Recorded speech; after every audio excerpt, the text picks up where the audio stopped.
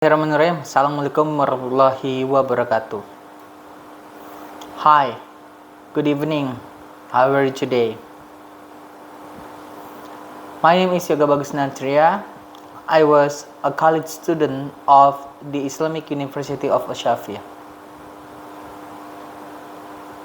As of today, I'd like to deliver my country's historical background is about Proclamation of Indonesian Independence Day. The Proclamation of Indonesian Independence, in the bracket Indonesian, Proklamasi Kemerdekaan Indonesia, or simply Proklamasi, was read at 10 a.m. on Friday, 17 August 1945 in Jakarta. The declaration marked the start of the diplomatic and armed resistance of the Indonesian National Revolution fighting against the forces of the Netherlands and pro-Dutch civilians, until the latter officially acknowledged Indonesia's independence in 1949.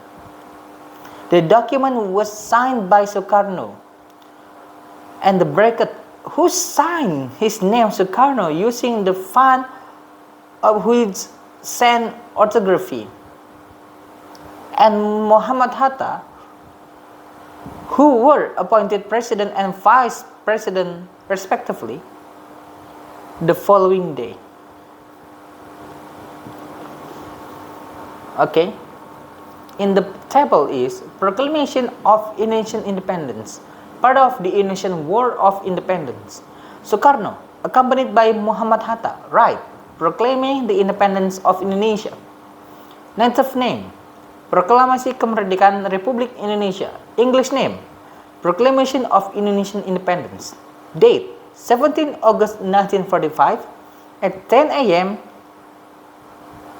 JST, in the bracket UTC plus 9. Venue, Sukarno's house at 45 Jalan Pegangsaan Timur, now Taman Proklamasi. Location, Jakarta. Japanese occupied Dutch East Indies, Republic of Indonesia.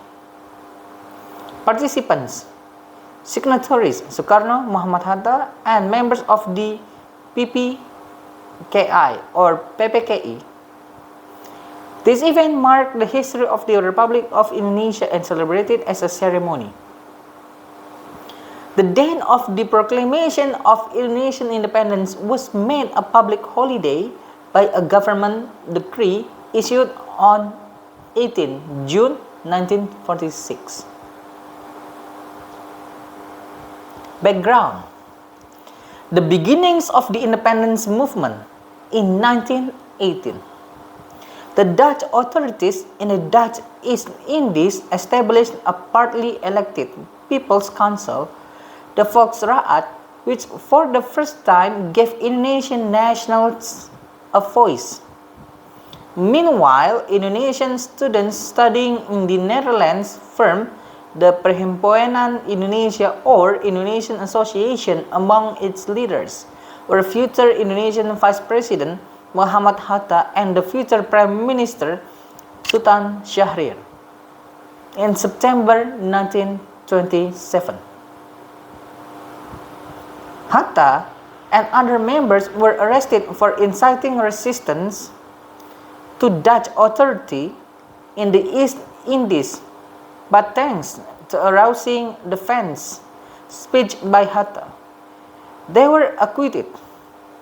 Back in the East Indies in 1927, nationalist and future Indonesian President Sukarno turned his study club into the Indonesian Nationalist Association, which in May 1928 became the Indonesian National Party, PNI. The party aimed to achieve Indonesian independence through mass-based non-cooperation with the authorities. In October 1928, the representatives at a youth congress held in Batavia the capital adopted the ideals of one motherland, Indonesia, one nation, the nation of Indonesia, and one language, the Indonesian language. This expression of national unity was a reaction to the older generation, which tended to identify with their region or ethnicity and subsequently became known as the Youth Pledge. The pre-war period. The PNI grew rapidly, causing concern for the authorities, who arrested Sukarno and 7 party leaders in December 1929. They were put on trial for being a threat to public order. In September 1930, received sentences of 1 to 4 years. Sukarno received the longest sentence. The PNI dissolved itself in 1931. And in the same year, Syahrir returned from the Netherlands and established a party called the New PNI, which rather than focusing on mass action and being dependent on one leader, aimed to create a group of leaders who could ensure continuity if any were arrested.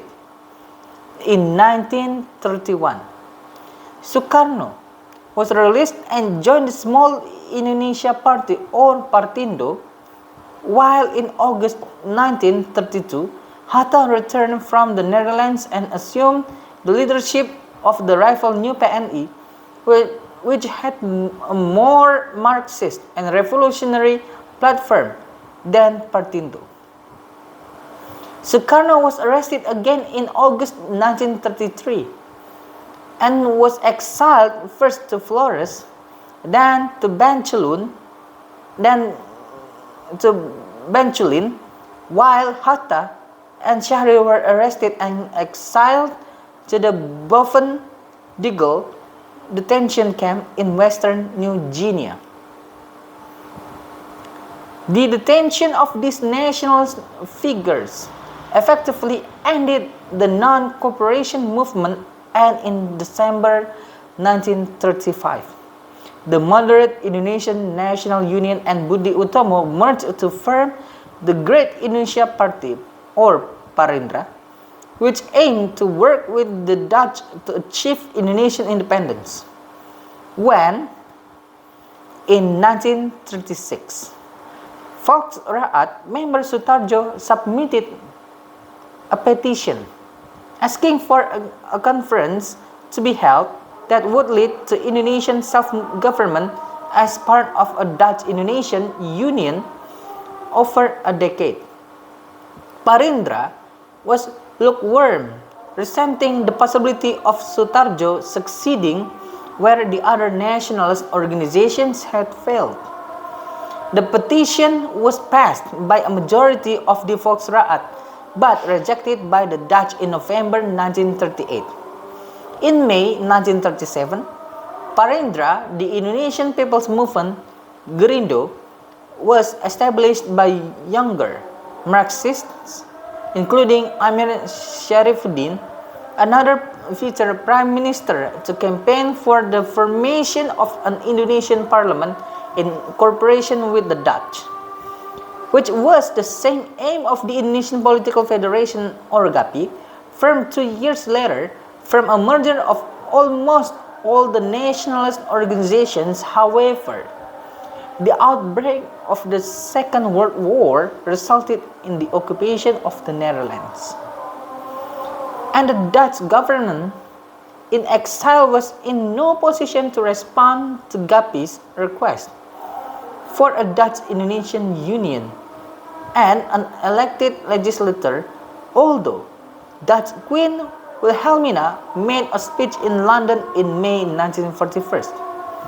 promising unspecified changes to the relationship with the East Indies after the war.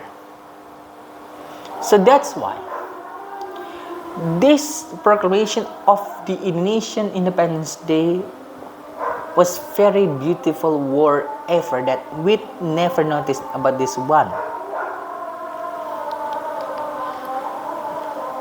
Well, after I read about the proclamation of Indonesian Independence Day, it took me that the past, the war itself,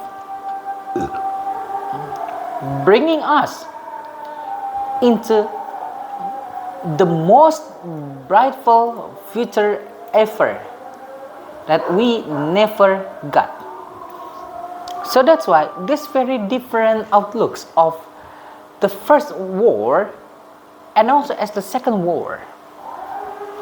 The first war probably was not interested in about its historical backgrounds of war, but in the second one, I believe in the World War II, the historical background itself was very fantastic, was very like bringing us into the most brightful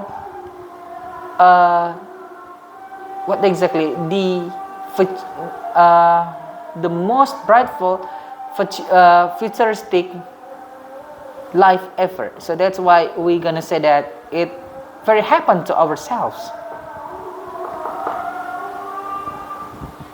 Okay, so thank you about my own video, and I hope on August 17, 1945, especially on August 17, 2023, as the greatest Indonesia's celebrational day for Indonesians who celebrate that event so very fantastic.